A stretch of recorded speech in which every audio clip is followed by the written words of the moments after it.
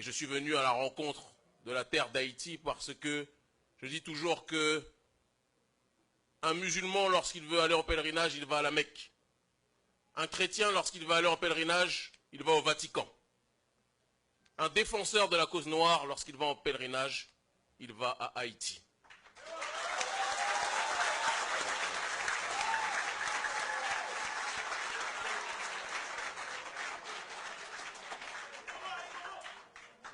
Haïti est diabolisé parce que Haïti est le symbole pour le peuple noir de la liberté. Haïti est diabolisé. Haïti, on tente dans les médias de présenter cette nation comme une nation déstructurée, une nation pauvre, une nation qui ne vaut rien. Parce qu'en réalité, dans le regard du capitalisme, ils ne peuvent pas accepter que des Noirs leur aient mis la raclée au début de l'histoire d'Haïti.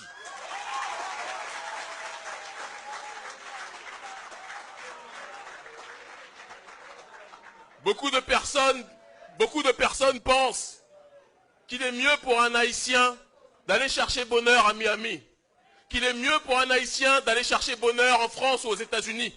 Mais je le dis que le paradis de l'homme noir se trouve sur la terre de Dessalines, de Boukman, d'Henri Christophe, de Félicité.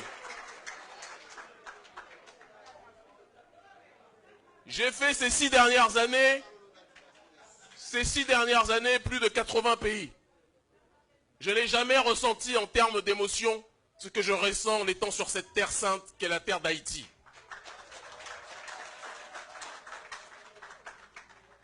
Je pourrais me présenter en quelques mots, mais je pense que la meilleure façon de se présenter, comme le disait Socrate, pour une fois on va citer un blanc,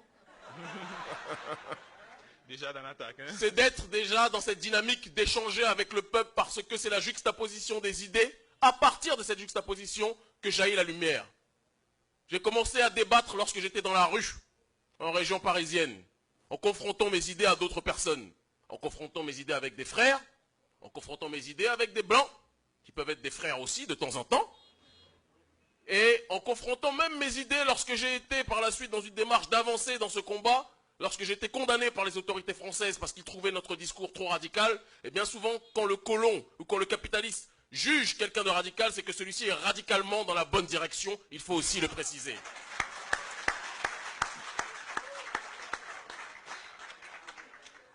J'ai 34 ans, j'en aurai 35 si les ancêtres ne me rappellent pas d'ici le mois de décembre. On ne sait jamais.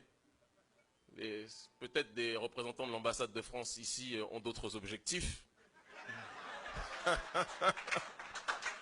Et je leur passe le bonjour aussi.